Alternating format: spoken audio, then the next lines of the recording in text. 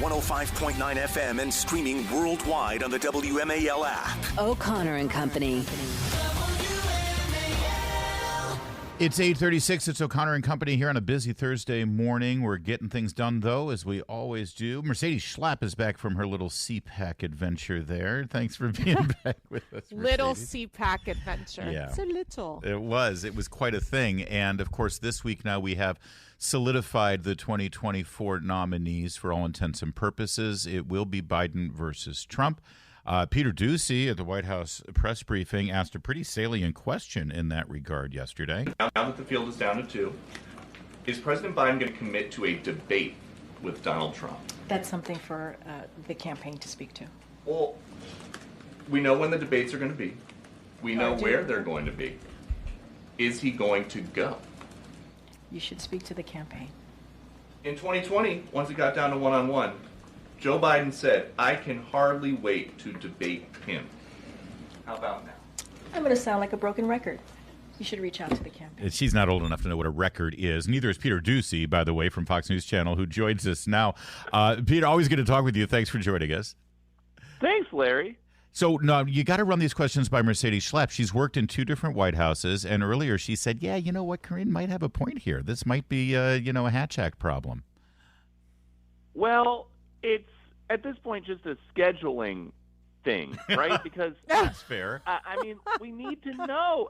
Wait! Let me put my KJP hat on. I'll refer you to the president's scheduler. I'm sorry, I don't have anything for you. We had though quite the 1 hour news cycle begin with that set of questions because like half an hour later, maybe less, Donald Trump went on Truth Social and he said, "I will debate anytime, anywhere, even if it is hosted by the Commission on Presidential Debates," which was a huge sticking point for him and for the Republicans. Frankly. Yeah. And then, half an hour after that, the Biden campaign did respond, and they said that they will talk about debates at the timing, at the appropriate time this cycle. You can hear my 13-month-old daughter is very. We love that. She's very animated. Very animated. Where did she get that? She's like, Dad, listen. Really. It's a family of talkers, generations. It is. But Peter, let me ask you because obviously you're in there every day, in this White House press briefing room. I mean, what's the sense of frustration? They keep talking about you all bring up this topic about, Biden's cognitive ability. My feeling is that I don't think he's going to make it to the debate stage, and will do everything he can to stop that. What's your sense when you're in the White House?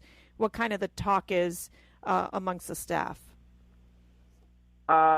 In terms of just White House appearing, the cognitive skills, going to the debate, they've got to be stressed out. I mean, they can't even put this man on stage for more than 5 minutes. I think, though, the sense that I get from everybody is there's not any behind-the-scenes move to make a change. If for no other reason, then it's too late. Especially now, we just saw Super Tuesday go. Nobody tried to get on those ballots.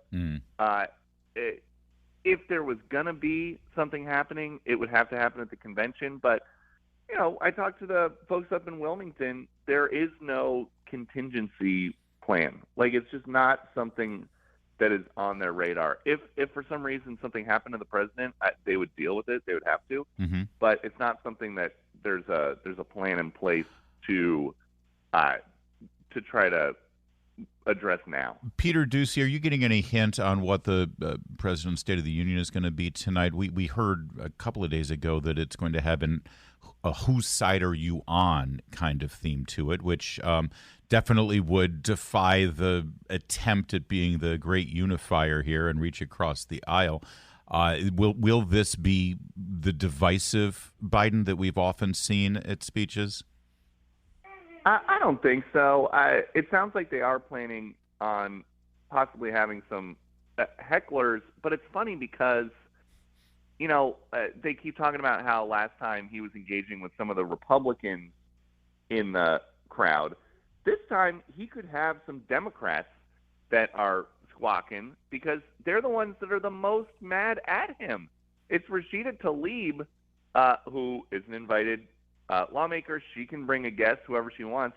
Her and her sister are the ones who engineered that whole 100,000 uncommitted because of the lack of a ceasefire thing just last week.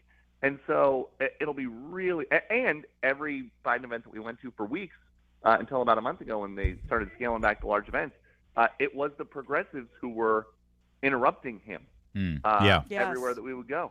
And so, they are preparing him for that. But it sounds like the speech tonight is going to be more of a look back, because when they were giving us a little sneak peek yesterday, the first part of it was all this new access to the Affordable Care Act and all these jobs created since he took over during COVID. And so it seems like it's going to be a look back at 3 years more than a look ahead at the next 4, possibly.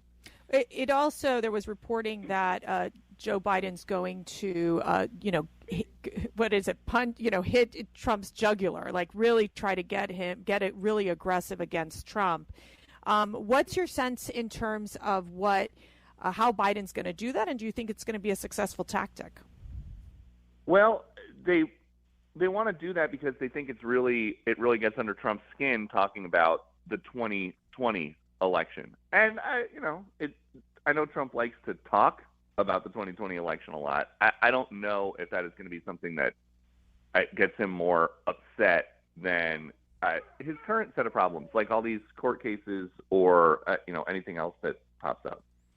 We got to leave it there. Peter Doocy, go take care of your daughter, for crying out loud.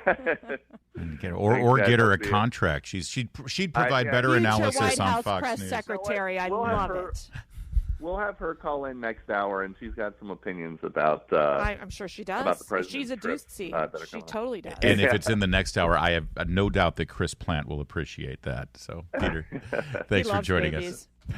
All right, talk to you soon. Yes, he does love babies, other people's babies, as long as they.